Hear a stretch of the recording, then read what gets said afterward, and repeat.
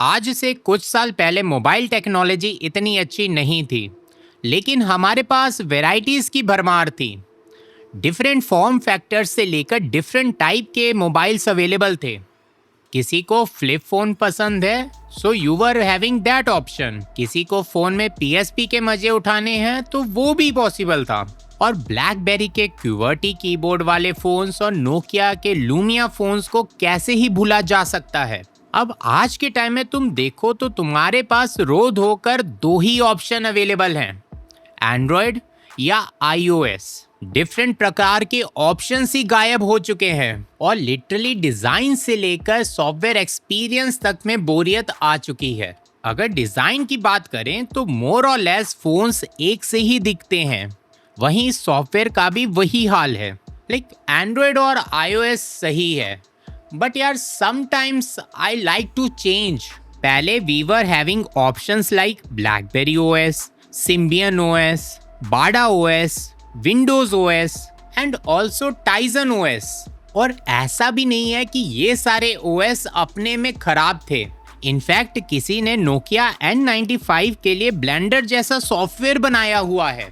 I mean इतने पुराने phone के लिए ब्लेंडर जैसा सॉफ्टवेयर बना देना एक बहुत ही बड़ी बात है। और मैंने तो ये तक सोचा था कि बड़े होने के बाद मैं अपना एक विंडोज फोन तो जरूर ही खरीदूंगा, बट अनफॉर्चुनेटली मेरे पास ये ऑप्शन अवेलेबल ही नहीं है।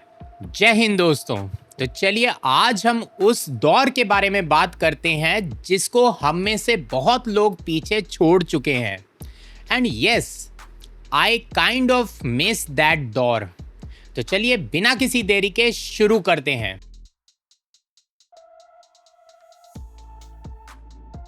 अब मैंने फ़ोन और ओएस के बारे में बात की है, तो थोड़ी बात हम यूज़र इंटरफेस के बारे में भी कर लेते हैं। आपने भी नोटिस किया होगा कि आजकल के यूआई काफ़ी प्लेन, सिंपल और मिनिमल देखने को मिलते हैं। लेकिन आप जब पहले के यूआई देखोगे, देन यू विल फाइंड कि पहले के UI were more vibrant and fun to play. Icons भी 3D होते थे। आई नो कि अभी के मिनिमलिस्ट अप्रोच से चीजें काफी क्लीन और एफिशिएंट लगती हैं, but I miss the depth and detail of older interfaces that made using technology feel more tangible and engaging.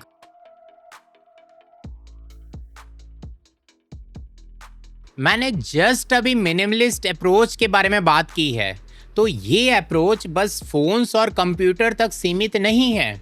Cars के तुम सेंटर कंसोल्स को ही देख लो। आजकल ऑलमोस्ट सारी ही कार्स टच स्क्रीन इंटरफेस के साथ आ रही हैं। To be honest, touch screen is a good feature, I am not denying to this fact, लेकिन बटन्स और नॉब्स का जो कन्वीनियंस है वो नेक्स्ट लेवल का ही होता है। एंड अभी तक मुझे ये बात समझ में नहीं आ रही है कि एसी वेंट्स को कंट्रोल करने के लिए टच स्क्रीन को क्यों यूज किया जा रहा है।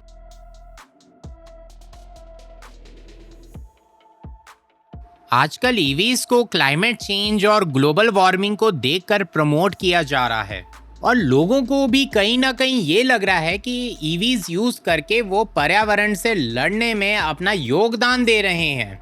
अब ईवीज कितना ही एफिशिएंट है और इनसे पर्यावरण कितना ही बच रहा है, ये सबको धीरे धीरे समझ में आ ही रहा है। लेकिन ईवीज के चक्कर में आईसी इंजन वाली कार्स को हटाने का प्रयास किया जा रहा है। I just love cars and I know IC engine वाली कार्स में एक ह्यूमन एंड मशीन कनेक्ट होता है, और इस कनेक्ट को बस उसे ड्राइव करके ही महसूस किया जा सकता है। लेकिन ईवीज के केस में ये कनेक्ट मिसिंग है। ह्यूमन टू मशीन कनेक्ट तुमको ईवीज चलाकर कभी मिलेगा ही नहीं। It is all boring, same boring design with touch screen as a centre console.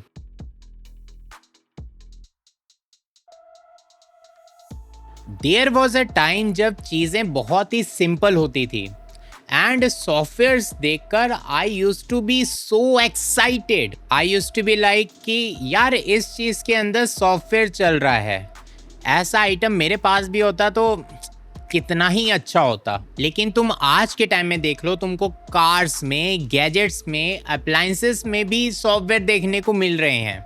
And now I think कि वो वाला टाइम अच्छा था जब हमें सॉफ्टवेयर इतने ज़्यादा देखने को नहीं मिलते थे। और ये बात मैं इसलिए बोल रहा हूँ कि जब किसी भी प्रोडक्ट में तुमको बहुत ही ज़्यादा सॉफ्टवेयर का इंटीग्रेशन या बहुत ही ज़्यादा क्लाउड का इंटीग्रेशन देखने को मिलता है तो उस केस में तुम प्रोडक्ट को ओन ही नहीं करते हो। चाहे वो तुम सैमसंग गियर S3 वॉच को ही देख लो।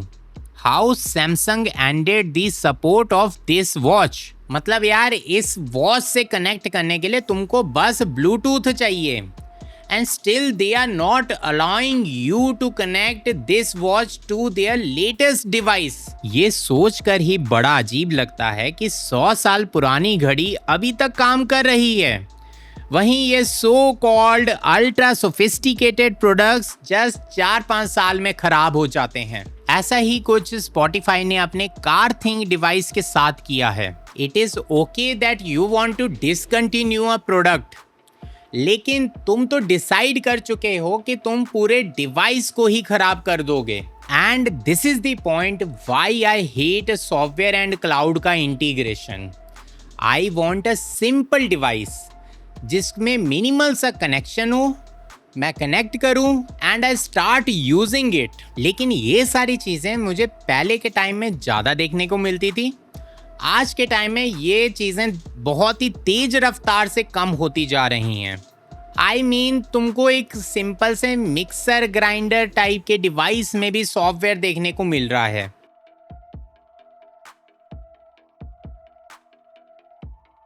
आपको शायद वो टाइम याद होगा जब आप कोई भी सॉफ्टवेयर परचेज करते थे और उसके बाद आप आराम से उसको यूज करते थे।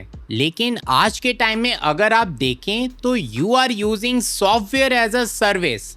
You don't own it, you are just paying fee to use it. I guess सबसे पहले ये काम एडोबी ने ही शुरू किया था। अगर आपको नहीं पता हो तो एडोबी एक बहुत ही फेमस कंपनी है because of its content creation softwares like Photoshop and Premiere Pro. अब सब्सक्रिप्शन मॉडल बिजनेस के नजरिए से एक बहुत ही अच्छा मूव है, लेकिन कंज्यूमर के पॉइंट से शायद नहीं। सो जस्ट थिंक, अगर आपको कंपनी सॉफ्टवेयर एक प्रोडक्ट की तरह पेश करे तो आप उस प्रोडक्ट को तभी खरीदोगे जब आपको फील होगा कि ये प्रोडक्ट अच्छा है। अगर नेक्स्ट अपडेट में कुछ मेजर चेंज आया ही नहीं तो आप नए प्रोडक्ट को क्यों ही खरीदोगे। और इसकी वजह से एक कंपनी भी बेटर प्रोडक्ट बनाने की कोशिश करेगी, लेकिन सब्सक्रिप्शन के साथ ऐसा नहीं है। कंपनी के पास इम्प्रूवमेंट लाने का इतना प्रेशर ही नहीं रहता है। कंपनी को भी पता है कि आखिर में लोग जाएंगे कहाँ, उन्हें सब्सक्रिप्शन का पैसा तो देना ही है। और सब्सक्रिप्शन मॉडल से कंपनी के पास एक्स्ट्रा पावर भी आ जाती है। कंपनी जब चाहे किसी भी यूजर का वो लाइसेंस कैंसिल कर सकती है। But why? Because they own the software, not you. इसी के साथ साथ your data is also not safe. It can be used for training AI models. और ये सब्सक्रिप्शन मॉडल बस सॉफ्टवेयर तक सीमित नहीं है।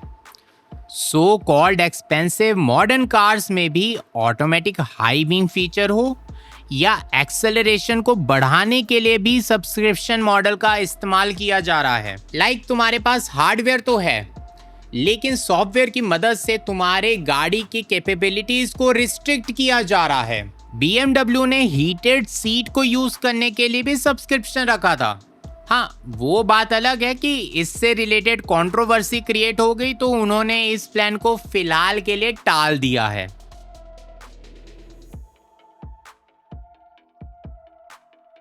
अगर विकिपीडिया की माने तो a photo is an image created by light falling on a photo sensitive surface. Means एक कोई सीन है, वहां से लाइट आ रही है, लेंस उसे फोटो सेंसिटिव सरफेस पर फोकस कर रहा है and you are getting that scene captured. लेकिन ये AI के बाद आई एम नॉट श्योर कि फोटो का ट्रू मीनिंग क्या है। Someone is not there in the scene but they are using AI to be there.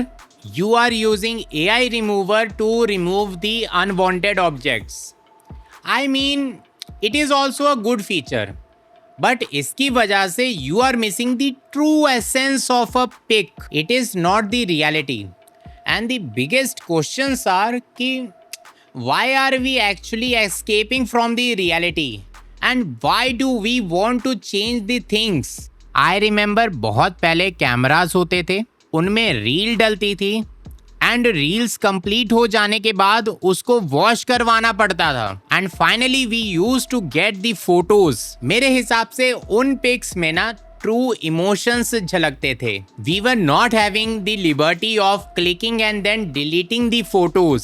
But आज के टाइम में everyone is trying to capture the best moments just to impress bunch of people, ताकि वो तुम्हारी perfect picture को देखकर जलें। And this thing is really sad. इसी के साथ आई होप कि आपने भी कुछ फील किया होगा।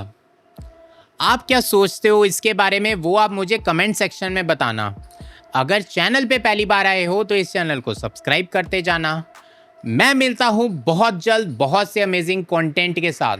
तब तक के लिए जय हिंद।